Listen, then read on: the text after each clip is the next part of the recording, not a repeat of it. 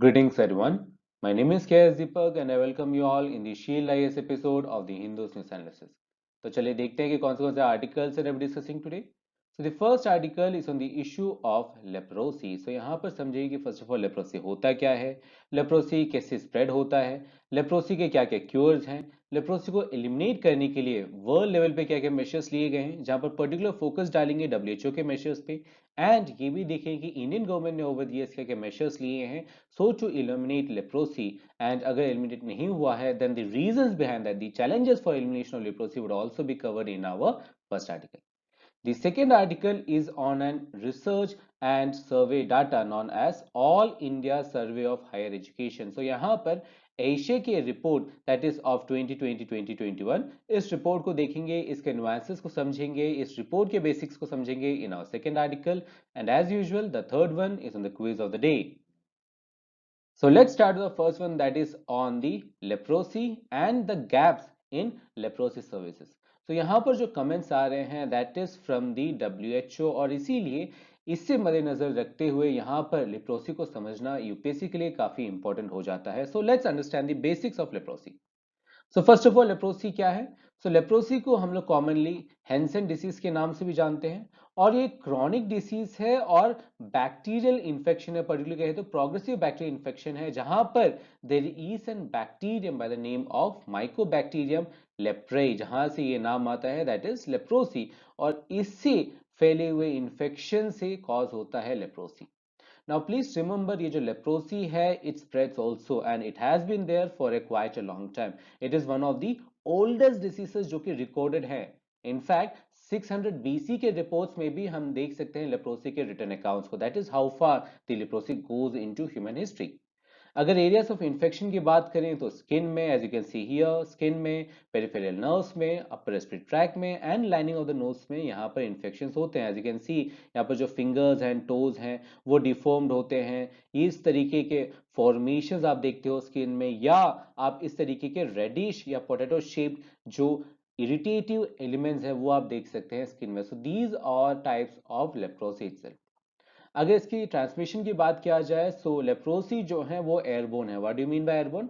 That means अगर कोई person है having this infection by this mycobacterium leprae then इसके पर्सन से आए गए जो ड्रॉपलेट्स हैं उससे नेक्स्ट पर्सन जो कि इन्फेक्टेड नहीं थे उसमें भी ट्रांसमिशन हो सकता है. So that do you mean by airborne diseases. और यहाँ पर जो ट्रांसमिशन है ये भी एयरबोर्न होता है and that is why leprosy को क्योर करना काफी आसान है इन दी एरा जहां पर हम लोग कोविड जैसे डिसीजेस या कोविड जैसे वायरसेस को हम लोग अटेम्प्ट कर चुके हैं क्योर करने के लिए. अगर इसके सिम्टम्स की बात करें as I already told you इस तरीके के रेड पैचेस आप देख सकते हो, स्किन लेजियंस देख सकते हो, नमनेस देखते हो हर्ट में, इन तरीके के डिफॉर्मेशंस देखते हो. So these all are type of the symptoms जबकि कोई पर्सन जो कि लेप्रोसी से अफेक्टेड है उसमें दिखा जा सकता है. नाउ प्लीज रिमेंबर कि लेप्रोसी जो है अगर ट्रीट ना किया जाए on the time then it can lead to permanent disability, disfigurement and even the permanent nerve damage. For example जैसे आप इस केसेस में देख रहे हैं these are extreme cases of leprosy जहां पर उन्हें ट्रीटमेंट नहीं मिला गया on time. That is the biggest issue. अगर क्योर की बात किया जाए so similar to much of the other diseases leprosy का भी एक major and most common cure है जिसे हम लोग कहते हैं multi drug therapy. Multi drug therapy में हम लोग क्या करते हैं डिफरेंट डिफरेंट ड्रग्स को कंबाइन करते हैं और over the period of a time हम लोग इन ड्रग्स को डिफरेंट डिफरेंट कंसेंट्रेशंस में डिफरेंट डिफरेंट स्ट्रेंथ्स में बॉडी में इंजेक्ट कराते हैं ताकि जो लेप्रोसी के जो सिम्टम्स हैं वो हट जाए और जो बैक्टीरियम का जो इन्फेक्शन है वो भी कम हो जाए. So it is curable in the nature. So now you know the basics of leprosy. अब देखते हैं कि वर्ल्ड लेवल पे और इंडिया में दैट इज नेशनल लेवल पे क्या क्या मेजर्स लिए गए हैं टू एलिमिनेट लेप्रोसी. अगर वर्ल्ड लेवल पे बात करें the most important organisation the pan world level that is the WHO, that is the world health organisation. अब डब्ल्यूएचओ ने काफी इयर्स उन्होंने ग्रुप्स में स्टडी करके एक्सपर्ट्स, पार्टनर्स, सिविल सोसाइटी सबको कोलैबोरेट करके they have released a very comprehensive strategic document जिसे हम लोग कहते हैं towards zero leprosy global leprosy strategy 2021-2030, जहां पर जो एम है that is to focus on the neglected tropical disease और उसकी जो स्प्रेड है उसका जो केसेस हैं वो हम कम करें. अब एज यू अंडरस्टैंड कि ये जो स्ट्रैटेजी है काफी बिग स्ट्रैटेजी है और इस स्ट्रैटेजी को समझने के लिए you can divide the strategy into three fold और three visions. For example, the major aim is to have a vision of zero leprosy. पर इसमें हमारा जो फोकस है that would be of zero infection under disease, zero disabilities हो, and most importantly leprosy से जो cases जो लोग गुजर रहे हैं जिनमें परमानेंट डिसेबिलिटीज हो चुका है उनमें कोई स्टिग्मा ना हो सोसाइटी से रिलेटेड या कोई डिस्क्रिमिनेशन उनके खिलाफ ना हो, that should be our major focus. Because अगर हम लोग डेवलपिंग कंट्रीज की बात करें, फॉर एग्जांपल इंडिया, इंडोनेशिया, जहां पर लेप्रोसी अभी भी काफी कॉमन है, सो इन सब कंट्रीज में जो पेशेंट्स हैं वो काफी स्टिग्मा और डिस्क्रिमिनेशन फेस करते हैं. सो इन तरीके के स्टिग्मास और डिस्क्रिमिनेशन को हटाना is also one of the vision under the bigger strategy of WHO. अब इनकी जो स्ट्रेटेजीज है इसमें चार पिलर्स हैं. द फर्स्ट वन इसकी हम country specific zero leprosy road map बनाएंगे. फॉर एग्जांपल मान लीजिए कि अगर वर्ल्ड में हमें लेप्रोसी को जीरो लेप्रोसी लाना है, केसेस को जीरो करना है, देन कंट्री स्पेसिफिक जो केसेस है, फॉर एग्जांपल हो सकता है कि वर्ल्ड में हर एक कंट्री में लेप्रोसी ना हो. द लेप्रोसी और the extent of this infection may vary from country to country. For example अगर इंडिया के केस की बात करें या इंडोनेशिया में, वहां पर जो लेप्रोसी है that is quite common in comparison to the other countries. और इसीलिए इन जैसे countries, for example India, Indonesia, इन स्पेसिफिक कंट्रीज में भी एक रोड मैप बनना चाहिए फ्रॉम द नेशनल गवर्नमेंट, जो कि डब्ल्यूएचओ फिर इंटीग्रेट करेंगे under the banner of this strategy. Second, इसके हम स्केल अप करेंगे लेप्रोसी प्रिवेंशन को, ताकि हम एक्टिव केसेस जो डिटेक्ट हैं वो हम बढ़ा पाए. थर्ड, इसकी जो लेप्रोसी से जो गुजर रहे हैं उनको मैनेज करना इज ऑल्सो देयर, एंड जो कॉम्प्लिकेशंस हैं वो भी हम कम करें. And the fourth is again to combat the stigma and the discrimination against this leprosic patients. अब अगर इंडिया का स्टैटिस्टिक्स रिपोर्ट्स की बात किया जाए, तो इंडिया में भी, as I already told you, India was already declared to have eliminated leprosy way back in 2005, but उसके बावजूद भी जो केसेस हैं, cases has rise. Now one interesting point that I need to tell you कि काफी बार जब हम लोग कहते हैं कि जीरो लेप्रोसी है या इंडिया से एलिमिनेट हो चुका है लेप्रोसी, दैट डजंट मीन कि जो नंबर ऑफ केसेस हैं वो जीरो हैं. व्हाट इट मींस कि डब्ल्यूएचओ के अकॉर्डिंगली व्हाट इट मींस कि अगर न्यू केसेस कम हो जाते हैं to less than 1 per 10,000, then उस तरीके के डिसीज को हम लोग कहते हैं कि they have been eliminated from that country. For example अगर हम लोग कहते हैं कि इंडिया से लेप्रोसी एलिमिनेट हो चुका है, दैट मींस कि इंडिया में पर ईयर जो नंबर ऑफ केसेस हैं that is only 1 or less than 1 per 10,000 population. That is the official criteria as per the WHO, ताकि हम लोग क्राइटेरिया को डिस्टिंग्विश कर पाए कि कोई कंट्री एलिमिनेट किया है या नहीं.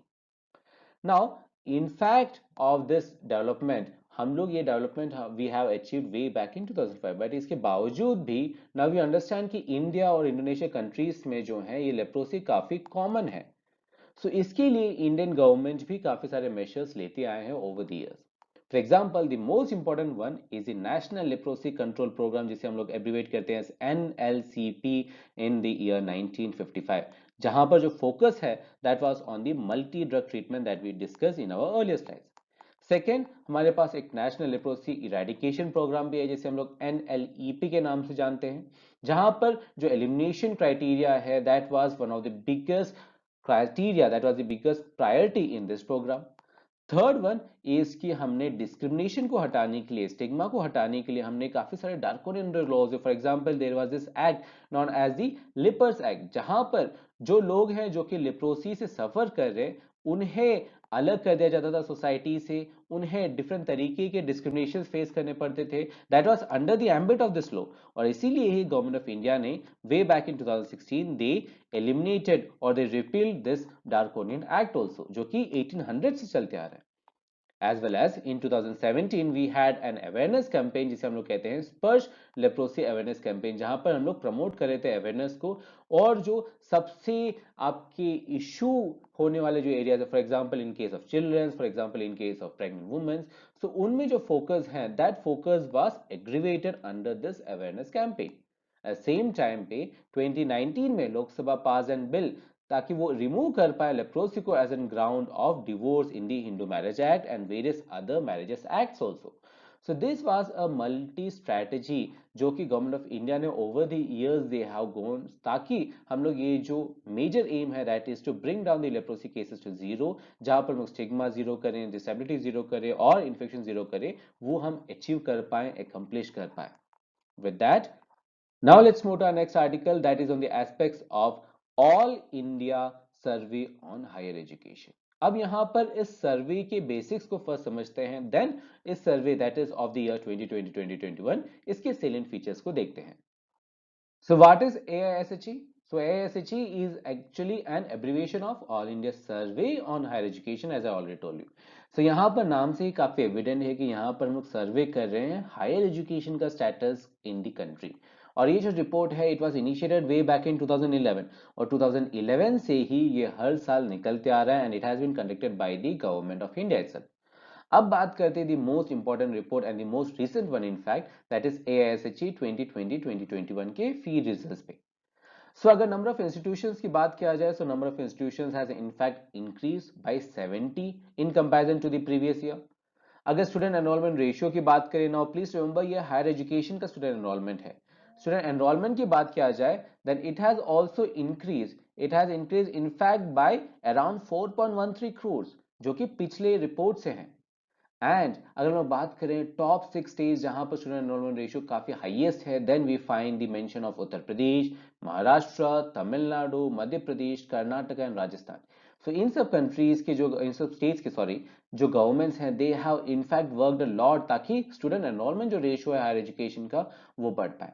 और अगर मेल्स और फीमेल्स में ग्रोस एनरोलमेंट रेशियो की बात किया जाए so it is interesting to know कि जो ग्रोस एनरोलमेंट रेशियो है फीमेल्स में ज्यादा है इन कंपैरिजन टू मेल्स। अब बात करते हैं इससे रिलेटेड रिसेंट इनिशिएटिव्स की। So it's quite common, it's quite evident that there is a very famous policy known as NEP, that is the National Education Policy, which was released by the Government of India way back in 2020.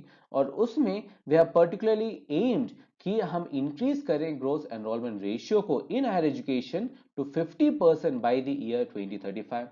At the same time, there is a scheme known as SPARK, which is an abbreviation of Scheme for Promotion of Academic and Research Collaboration, जहां पर India के जो higher education institutions हैं वो collaborate करते हैं with the best institutions in the world ताकि हम इनकलकेट कर पाएं, ताकि हम लोग ले पाएं बेस्ट इंटरेस्ट जो कि बाहर की कंट्रीज, बाहर के जो इंस्टीट्यूशंस है वहां पर जो कल्चर है वो हम इंडिया में इनकलकेट कर पाएं।